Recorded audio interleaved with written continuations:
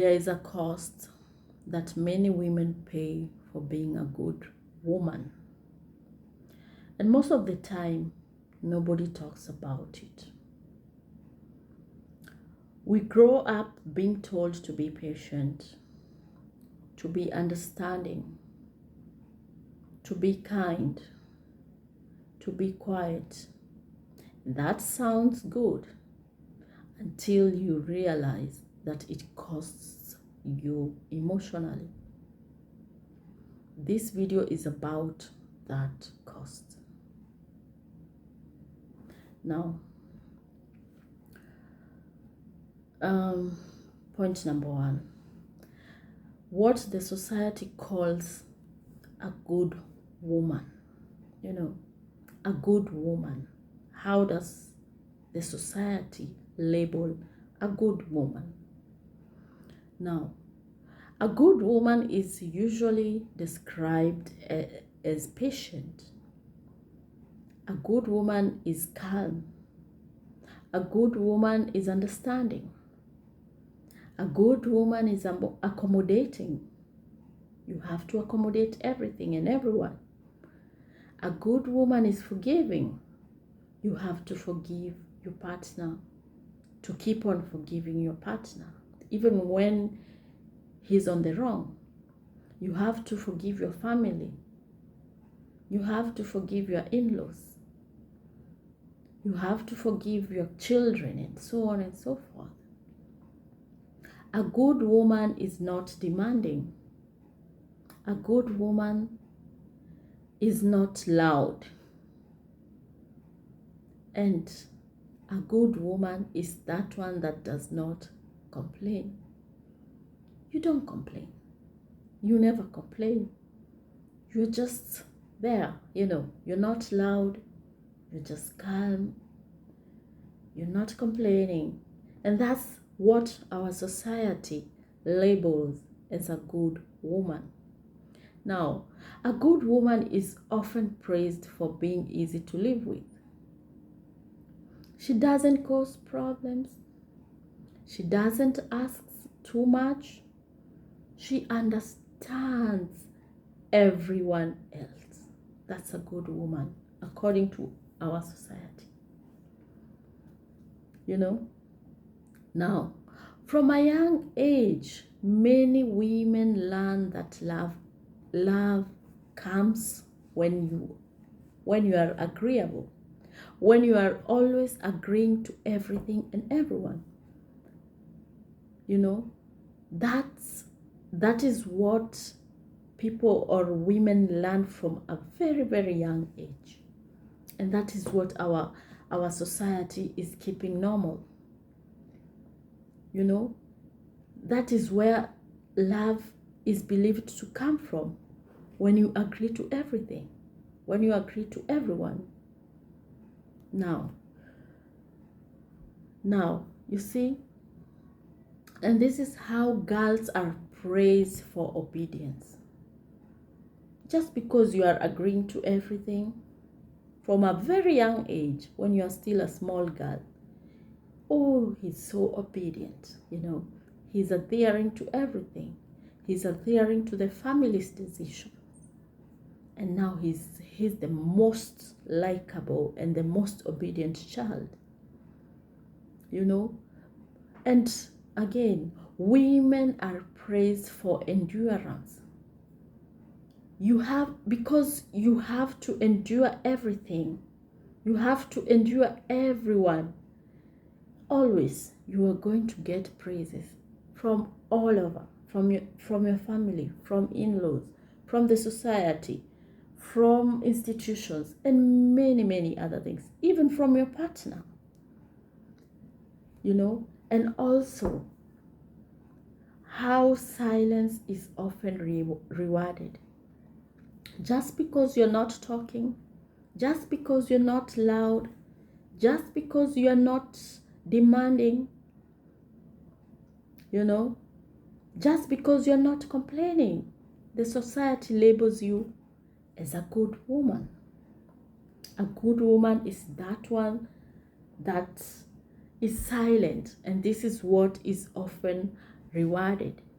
The society will reward you for this, you know. Now, being a good woman becomes an identity, not just a behavior. So, the other point, we have emotional labor behind being good.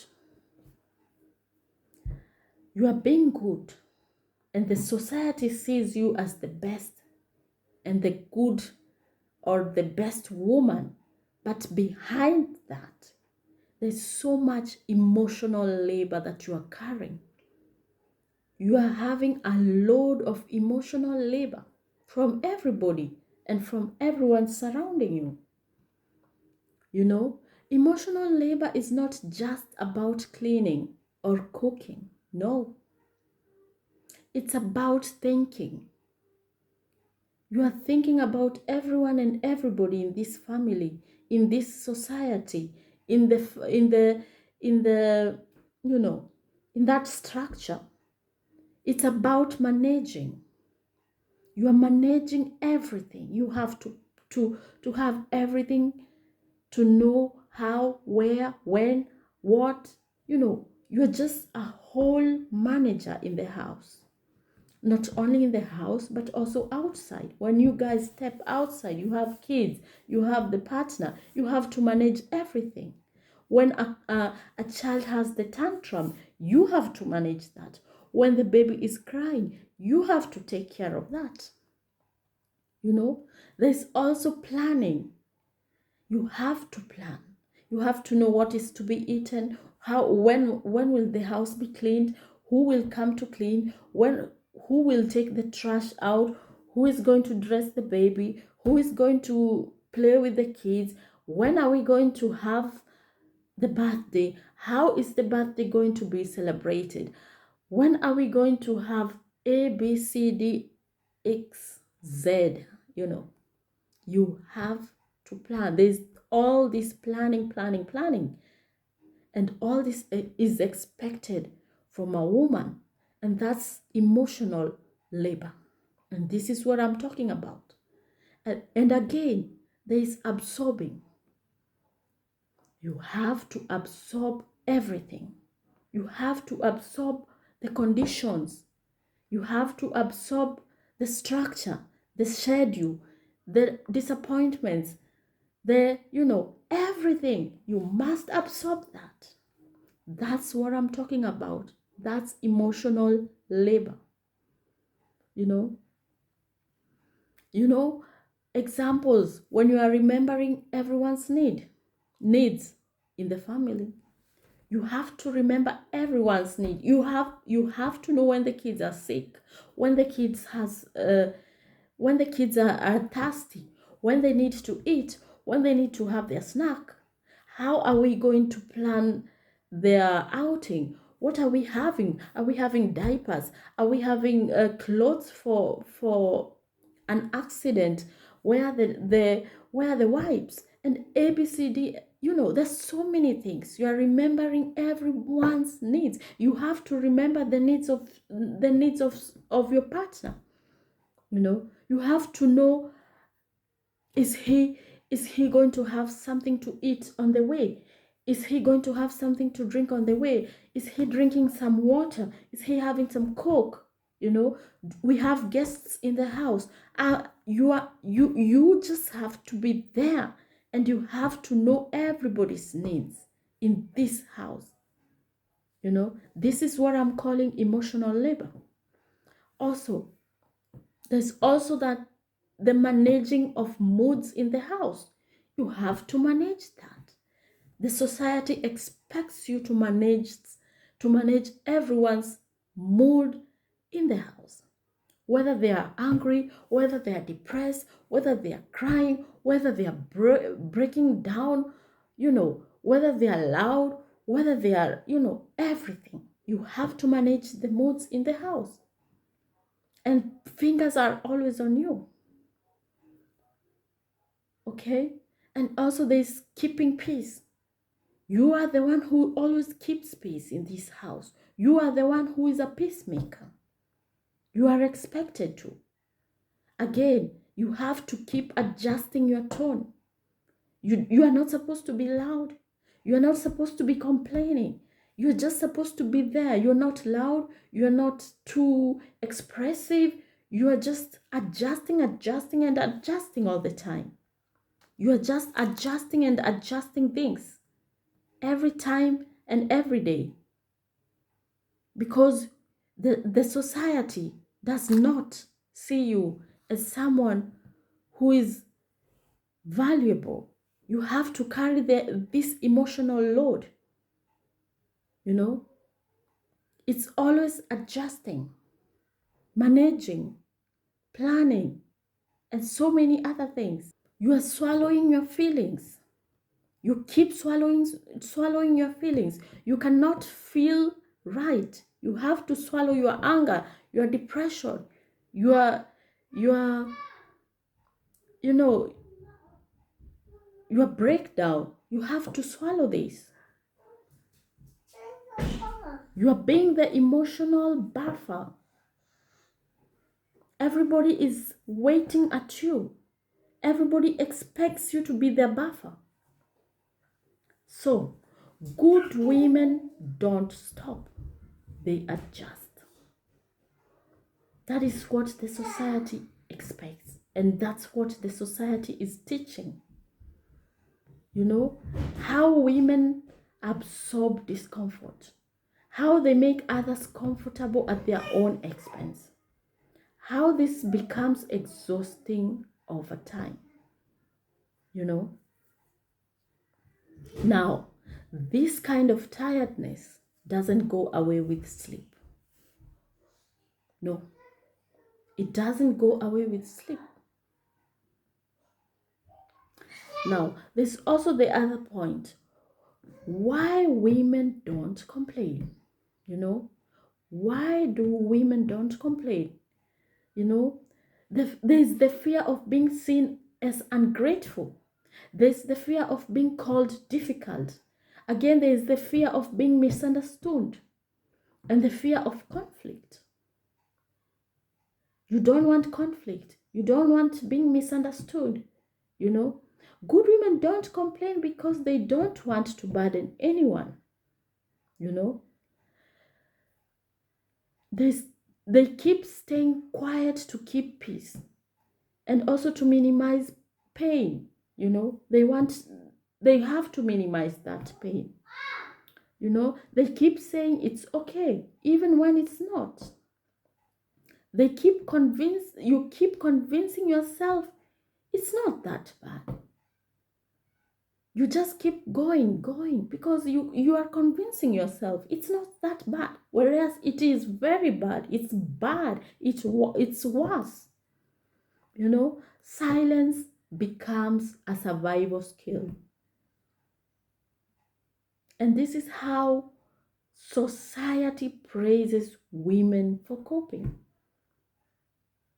And this is how suffering quietly is normalized.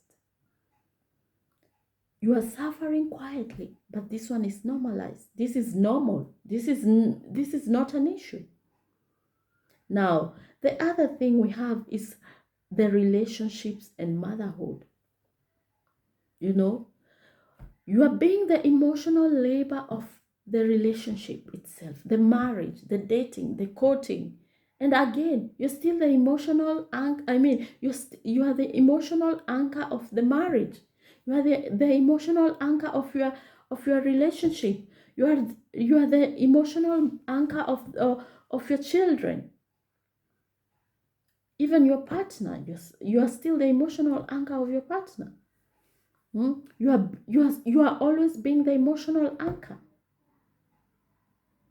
Again, you are also being the one who understands. You have to understand. You must understand everything and everyone, of course. And also being expected to cope. Everyone expects you to cope. Everybody. The society, everybody, your partner, your children, and so on. In many relationships, Women carry the emotional responsibility for adults.